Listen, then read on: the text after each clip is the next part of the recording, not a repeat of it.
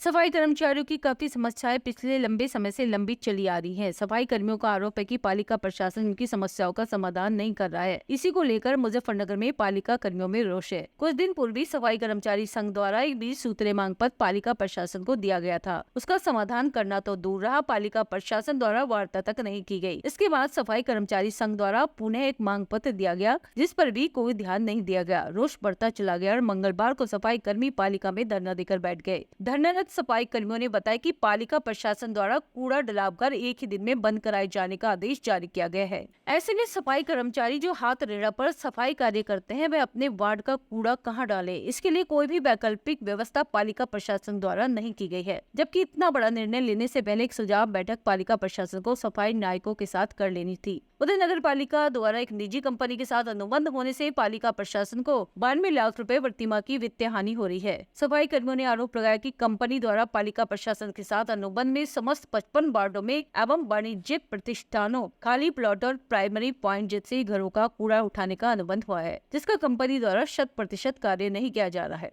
सफाई कर्मचारियों ने यहाँ जमकर नारेबाजी की और अपनी मांगे माने जाने की पुरजोर मांग की। ये धरना हमारा इसलिए चला है कि हमारी 4 तारीख को ईओ साहब की जो वार्ता हुई थी, उसमें ईओ साहब मीटिंग छोड़ के बीच में चली गई थी और ईओ साहब ने उसको रूफ दिया था कि भाई हमने जो त्योहारों को देखते हुए मीटिंग बुलाई सफाई नायकों की और इसमें इन्होंने शांति भंग करी। तो ये गलत है। ईओ साहब का जो आरोप लगा ये गलत है और हम उसका खंडन करते हैं, क्योंकि वो मीटिंग इसलिए बुलाई गई थी कि हम 4 तारीख को अपनी समस्याओं को लेकर चेयरमैन साहब से वार्ता की सुबह के टाइम। तो चेयरमैन साहब को हमने अपनी समस्याओं से अवगत कराया। उसमें हमने चेयरमैन साहब से कहा कि ये देखो, ये डलावघर जो आपने बंद करा दिए तुरंत, जो अधिशासी अधिकारी ने कराए हैं, तो ये गलत कराए हैं।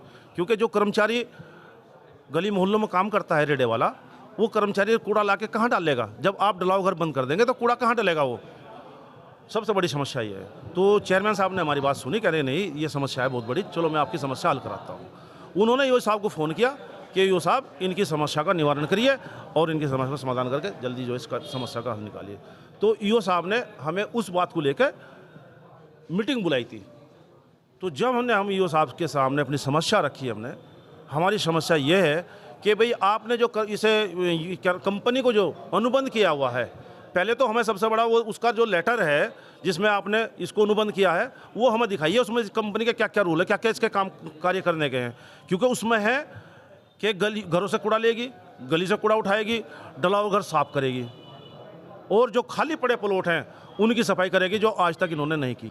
उसमें यह करेंगे कि कर्मचारियों की जो उन्होंने अनदेखी करी, कर्मचारियों को उन्होंने हल्के में लिया, क्योंकि ये भी हमारे एक सम्मान को ठेस पहुँचेगी। हमारी मतलब समस्या ना सुन के और उठ कर चली गई। भाई क्यों गई आप? जब हमने आपसे यही तो कहा कि हमें रूल दिखा दो कंपनी के, वो आपने क्यों दिखाए? हाँ, उनके द्वारा बुलाई गई थी। तो इसका हमें हमारे कर्मचारियों में रोष है और उसी बात को देके हमने तुरंत ही मतलब अल्टीमेटम लगा दिया हमने कि भाई आपने हमारी समस्या नहीं सुनी तो जैसे सुनी जाएगी। तो धरना जब तक चलेगा जब तक हमारी मांग नहीं मानी जाएगी। और उसके बाद अगर हमें मजबूर न होकर हमें कोई कठोर कदम उठाना पड़ा तो वो भी उठाएंगे। क्योंकि देखिए, कंपनी को ये 92 लाख रुपए दे रहे हैं हर महीने। जब 92 लाख आप कंपनी को दे रहे हैं तो उससे काम क्यों नहीं लिया जा रहा कंपनी से? उसकी ईओ साहब उसका फेवर कर रही कंपनी का, क्यों कर रही भाई?